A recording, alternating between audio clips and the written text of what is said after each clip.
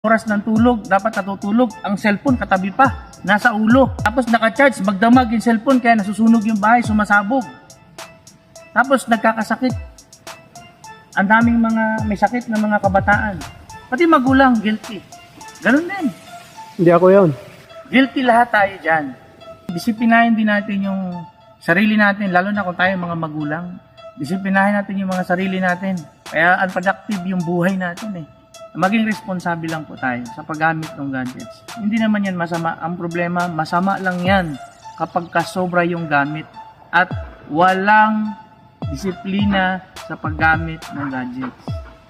Lalo na kung mga magulang, pag may mga anak ka, lalo na pinapabayaan mo lang yung anak mo na gumamit ng cellphone, kahit na anong oras, guilty ang mga magulang dyan. Dapat ang yan. Habang bata pa. Kaya nga yung mga bata pa, huwag nyo nang pahawakin mo na